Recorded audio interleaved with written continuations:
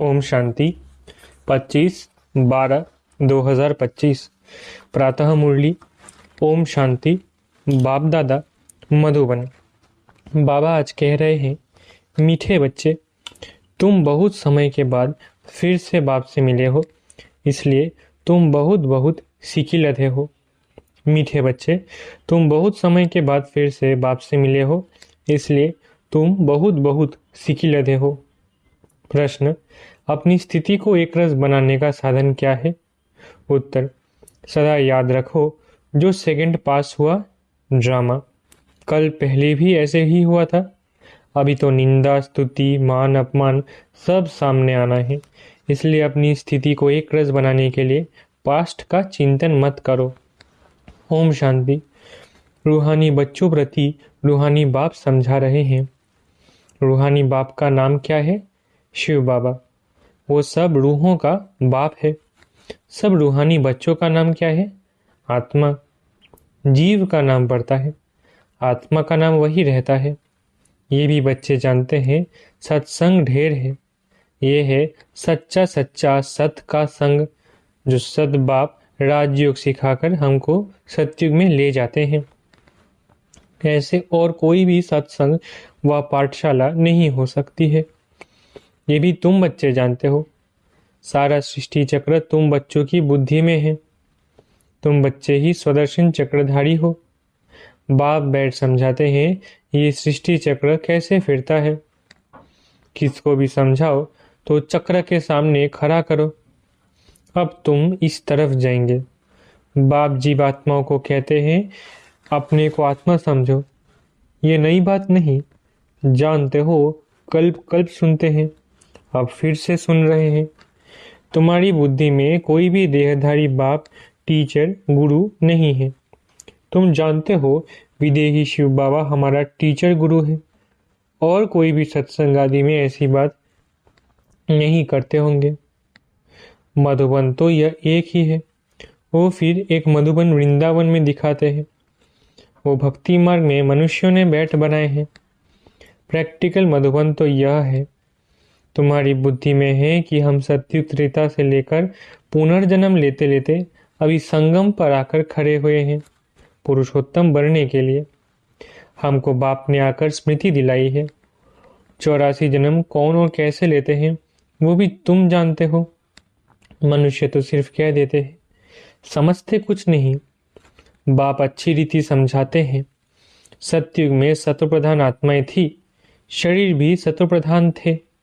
इस समय तो सत्युग नहीं है, ये है कलयुग। गोल्डन एज में हम थे, फिर चक्र लगाकर पूरे 84 जन्म लेते लेते हम आयरन एज में आ गए हैं। फिर से चक्र जरूर लगाना है। अभी जाना है अपने घर। तुम सिकिलधे बच्चे हो ना। सिकिलधे उनको कहा जाता है जो गुम हो जाते हैं, फिर बहुत समय के बाद मिलते हैं। तुम 5000 वर्ष के बाद आकर मिले हो।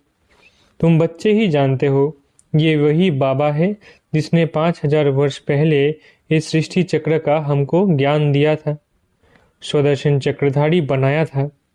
अभी फिर से बाप आकर मिले हैं, जन्म सिद्ध अधिकार देने के लिए। यहाँ बाप रियलाइज कराते हैं।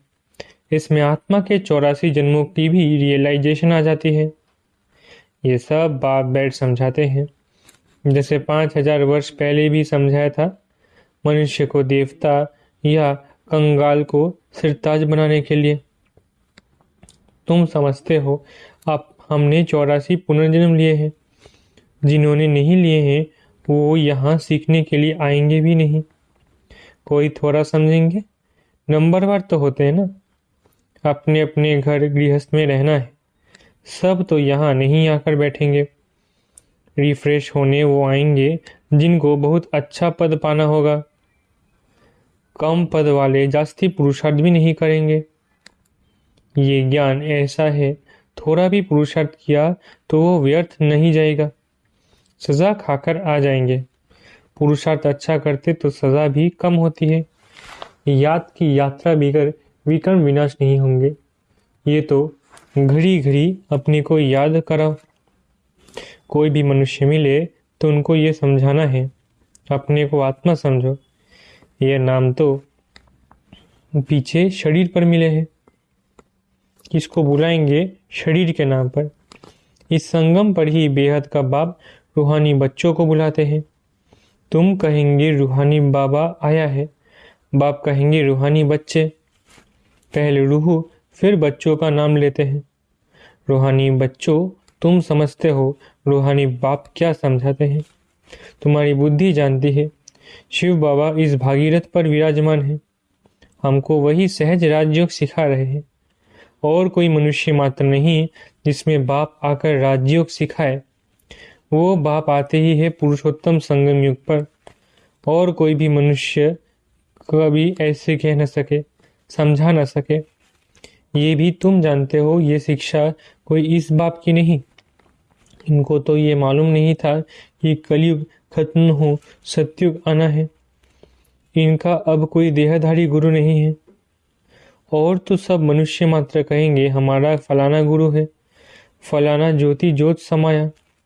सब के देहधारी गुरु है। धर्म स्थापक भी देहधारी है। ये धर्म किसने स्थापन किया? परमपिता परमात्मा त्रिमूर्ति शिव बाबा ने ब्रह्मा द्वारा स्थापन किया है। इनके शरीर का नाम ब्रह्मा है। क्रिश्चियन लोग कहेंगे क्राइस्ट ने यह धर्म स्थापन किया। वो तो देहधारी है, चित्र भी है। इस धर्म के स्थापक का चित्र क्या दिखाएंगे? शिव का ही दिखाएंगे। शिव के चित्र भी कोई बड़े कोई छोटे बनाते हैं। तो वो बिंदी ही है, तो वो बिंदी ही नाम रूप भी है परंतु अव्यक्त है। इन आंखों से ही नहीं देख सकते। शिव बाबा तुम बच्चों को राज्य भाग्य देकर गए हैं तब तो याद करते हैं ना। शिव बाबा कहते हैं मन मना भव। मुझ एक बाप को याद करो। किसकी स्तुति नहीं करनी है। आत्मा की बुद्धि में कोई देह याद न आए, ये अच्छी रीति समझने की बात है। हमको शिव बाबा पर आते हैं, सारा दिन ये रिपीट करते रहो शिव भगवान वाच। पहले पहले तो अल्फ ही समझना पड़े। ये पक्का नहीं किया और बेते बताई तो कुछ भी बुद्धि में बैठेगा नहीं। कोई कह देते हैं ये बात तो राइट है, कोई कहते हैं इस समझने में तो टाइम चाहिए, कोई कहते हैं विचार करेंगे। किस्म किस्म के आते हैं। ये है नई बात। परम पिता परमात्मा शिव आत्मा को बैठ पर आते हैं। विचार चलता है क्या करे जो मनुष्यों को ये समझ में आ जाए। शिव ही ज्ञान का सागर है। आत्मा को ज्ञान का सागर कैसे कहते हैं? इसको शरीर ही नहीं है। ज्ञान का सागर है तो जरूर कभी ज्ञान सुनाया है, तब तो उनको ज्ञान सागर कहते हैं। ऐसे ही क्यों कहेंगे? कोई बहुत पढ़ते हैं तो कहा जाता है ये तो बहुत वेद शास्त्र पढ़े हैं, इसलिए शास्त्री अथवा विद्वान कहा जाता है। बाप को ज्ञान का सागर ऑथोरिटी कहा जाता है। जरूर होकर गए हैं। पहले तो पूछना चाहिए अभी कलयुग है या सतयुग, नई दुनिया है या पुरानी दुनिया। एम ऑब्जेक्ट तो तुम्हारे सामने खड़ा है। ये लक्ष्मी नारायण अगर होते तो उन्हों का राज्य होता। ये पुरानी दुनिया कंगालपना ही नहीं होता। अभी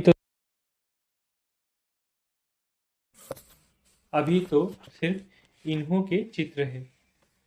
मंदिर में मॉडल्स दिखाते हैं, नहीं तो उन्हों के महल बगीचे आदि कितने बड़े बड़े होंगे। सिर्फ मंदिर में थोड़ी ही रहते होंगे। प्रेसिडेंट का मकान कितना बड़ा है। देवी देवता तो बड़े बड़े महलों में रहते होंगे, बहुत जगह होगी। वहाँ डरने आदि की बात ही नहीं होती। सदैव फुलवाड़ी रहती है, कांटे होते ही नहीं। वो है ही बगीचा। वहाँ तो लकड़ियाँ आदि जलाते नहीं होंगे। लकड़ियाँ में धुआं होता है तो दुख फील होता है। वहाँ हम बहुत थोड़े टुकड़े में रहते हैं, पीछे वृद्धि को पाते जाते हैं। बहुत अच्छे अच्छे बगीचे होंगे, खुशबू आती रहेगी। जंगल होगा ही नहीं। अभी फीलिंग आती है, देखते तो नहीं है। तुम ध्यान में बड़े बड़े महल आदि देख आते हो, वो तो यहाँ बना नहीं सकते। साक्षात्कार हुआ फिर गुम हो जाएगा। साक्षात्कार किया तो है ना। राजाएं प्रिंस प्रिंसेस होंगे, बहुत रमणीक स्वर्ग होगा। जैसे यहाँ मैसूर आदि रमणीक है, ऐसे वहाँ बहुत अच्छी हवाएं लगती रहती है, पानी के झरने बहते रहते हैं। आत्मा समझती है हम अच्छी अच्छी चीज़ें बनाएं। आत्मा को स्वर्ग तो याद आता है ना। तुम बच्चों को रियलाइज़ होता है क्या क्या होगा, कहाँ हम रहते होंगे। इस समय ये स्मृति रहती है। चित्रों को देखो, तुम कितने खुश नसीब हो। वहाँ दुख की कोई बात नहीं होगी। हम तो स्वर्ग में थे, फिर नीचे उतरे, अब फिर स्वर्ग में जाना है। कैसे जाएं? रस्सी में लटक कर जाएंगे क्या? हम आत्माएं तो रहने वाली है शांति धाम की। बाप ने स्मृति दिलाई, अब तुम फिर देवता बन रहे हो और दूसरों को बना रहे हो। कितने घर बैठे भी साक्षात्कार करते हैं। बांदेलियों ने कभी देखा थोड़ी है कैसे आत्मा को उछल आती है। अपना घर नजदीक आने से आत्मा को खुशी होती है। समझते हैं बाबा हमको ज्ञान देकर श्रृंगारने आए हैं। आखिरी एक दिन अखबारों में भी पढ़ेगा। अभी तो स्तुति, निंदा, मान, अपमान सब सामने आता है। जानते हैं कल पहले भी ऐसे हुआ था। जो सेकंड पास हो गया उसका चिंतन नहीं करना होता। अखबारों में कल पहले भी ऐसे पढ़ा था, फिर पुरुषार्थ किया जाता है। हंगामा तो जो हुआ था सो हो गया, नाम तो हो गया ना। फिर तुम रिस्पॉन्ड करते हो। कोई पढ़ते हैं, कोई नहीं पढ़ते हैं। फुर्सत नहीं मिलती और कामों में लग जाते हैं। अभी तुम्हारी बुद्धि में है ये बेहद का बड़ा ड्रामा है। टिक टिक चलती रहती है, चक्र फिरता रहता है। एक सेकंड में जो पास हुआ फिर 5000 वर्ष बाद रिपीट होगा। जो हो गया सेकंड बाद ख्याल में आता है ये भूल हो गई, ड्रामा में नूंद गया। कल पहले भी ऐसे ही भूल हुई थी, पास्ट हो गई। अब फिर आगे के लिए नहीं करेंगे, पुरुषार्थ करते रहते हैं। तुमको समझाया जाता है घड़ी घड़ी ये भूल अच्छी नहीं है, ये कर्म अच्छा नहीं है। दिल खाती होगी हमसे ये खराब काम हुआ। बाप समझानी देते हैं ऐसे नहीं करो, किसको दुख होगा। मना की जाती है। बाप बतला देते हैं ये काम नहीं करना है। बिगर पूछे चीज़ उठाया उसको चोरी कहा जाता है। ऐसे काम मत करो, करवा मत बोलो। आजकल दुनिया देखो कैसी है। कोई नौकर पर गुस्सा किया तो वो भी दुश्मनी करने लग पड़ते हैं। वहाँ तो शेर बकरी आपस में खीरखंड रहते हैं, लून पानी और खीरखंड। सतयुग में सब मनुष्य आत्माएं आपस में खीरखंड रहते हैं और इस रावण की दुनिया में सब मनुष्य लून पानी है। बाप बच्चा भी लून पानी। काम महाशत्रु है ना। काम कटारी चलाए एक दो को दुख देते हैं। यह सारी दुनिया लून पानी है। सतयुगी दुनिया खीरखंड है। इन बातों से दुनिया क्या जाने। मनुष्य तो स्वर्ग को लाखों वर्ष कह देते हैं।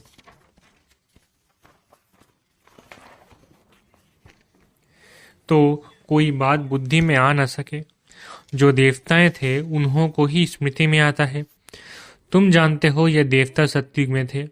जिसने 84 जन्म लिए हैं वही फिर से आकर पड़ेंगे और कांटों से फूल बनेंगे। ये बाप की एक ही यूनिवर्सिटी है। इनकी ब्रांचेस निकलती रहती हैं। खुदा जब आएगा तब उनके खिदमतगार बनेंगे, जिनके द्वारा खुद खुदा राजाई स्थापन करेंगे। तुम समझते हो हम खुदा के खिदमतगार हैं। वो जिस्मानी खिदमत करते हैं, यह रूहानी। बाबा हम आत्माओं को रूहानी सर्विस सिखला रहे हैं, क्योंकि रूह ही तमो प्रधान बन गई है। फिर बाबा सतो प्रधान बना रहे हैं। बाबा कहते हैं मामे कम याद करो तो विकर्म विनाश होंगे। यह योग अग्नि है। भारत का प्राचीन योग गाया हुआ है ना। आर्टिफिशियल योग तो बहुत हो गए हैं, इसलिए बाबा कहते हैं याद की यात्रा कहना ठीक है। शिव बाबा को याद करते करते तुम शिवपुरी में चले जाएंगे। वो है शिवपुरी, वो विष्णुपुरी। ये रावणपुरी। विष्णुपुरी के पीछे है रामपुरी। सूर्यवंशी के बाद चंद्रवंशी है। ये तो कॉमन बात है। आधा कल्प सतयुग त्रेता, आधा कल्प द्वापर कलयुग। अभी तुम संगम पर हो। ये भी सिर्फ तुम जानते हो। जो अच्छी रीति धारणा करते हैं वो दूसरे को भी समझाते हैं। हम पुरुषोत्तम संगम युग पर हैं। ये किसकी बुद्धि में याद रहे तो भी सारा ड्रामा बुद्धि में आ जाए, परंतु कलयुगी देह के संबंध आदि याद आते रहते हैं। बाप कहते हैं तुमको याद करना है एक बाप को। सर्व का सद्गतिदाता राजयोग सिखलाने वाला एक ही है। इसलिए बाबा ने समझाया है, शिव बाबा की ही जयंती है जो सारी दुनिया को पलटाते हैं। तुम ब्राह्मण ही जानते हो। अभी हम पुरुषोत्तम संगम युग पर है। जो ब्राह्मण है उनको ही रचयिता और रचना का ज्ञान बुद्धि में है। अच्छा, मीठे मीठे सिकिरत है बच्चों प्रति माता पिता बाप दादा का याद प्यारा गुड मॉर्निंग। रूहानी बाप की रूहानी बच्चों को नमस्ते। हम रूहानी बच्चों की रूहानी माता पिता बाप दादा को याद प्यार गुड मॉर्निंग और नमस्ते। धारणा के लिए मुख्य सार। पहला, कोई भी ऐसा कर्म नहीं करना है जिससे किसी को दुख हो। कड़वे बोल नहीं बोलने हैं। बहुत बहुत खीर खंड होकर रहना है। दूसरा, किसी भी देहधारी की स्तुति नहीं करनी है। बुद्धि में रहे हमको शिव बाबा पर आते हैं, उस एक की ही महिमा करनी है। रूहानी खिदमतगार बनना है। वरदान, शुद्ध संकल्प के व्रत दृढ़ता द्वारा वृत्ति का परिवर्तन करने वाले दिल तक नशीन भव। शुद्ध संकल्प के व्रत दृढ़ता द्वारा वृत्ति का परिवर्तन करने वाले दिल तक नशीन भव। बाप दादा का दिल तक इतना प्योर है जो इस तख्त पर सदा प्योर आत्मा ही बैठ सकती है। जिनके संकल्प में भी अपवित्रता या अमर्यादा आ जाती है वो तख्त नशीन के बजाय गिरती कला में नीचे आ जाते हैं। इसलिए पहले शुद्ध संकल्प के व्रत द्वारा अपनी वृत्ति का परिवर्तन करो। वृत्ति परिवर्तन से भविष्य जीवन रूपी सृष्टि बदल जाएगी। शुद्ध संकल्प व दृढ़ संकल्प के व्रत का प्रत्यक्ष फल है ही सदा काल के लिए बाप दादा का दिल तख्त। स्लोगन, जहाँ सर्वशक्तियाँ साथ है वहाँ निर्विघ्न सफलता है ही। स्लोगन, जहाँ सर्वशक्तियाँ साथ है वहाँ निर्विघ्न सफलता है ही। अव्यक्त इशारे। अब संपन्न व कर्मातीत बनने की धुन लगाओ। अंतवाहक स्थिति अर्थात कर्म बंधन मुक्त कर्मातीत स्थिति का वाहन अर्थात अंतिम वाहन, जिस द्वारा ही सेकंड में साथ में उड़ेंगे। इसके लिए सर्व हदों से पार बेहद स्वरूप में बेहद के सेवाधारी सर्व हदों के ऊपर विजय प्राप्त करने वाले विजयी रत्न बनो, तभी अंतिम कर्मातीत स्वरूप के अनुभवी स्वरूप बनेंगे। अच्छा, ओम शांति। शुक्रिया बाबा।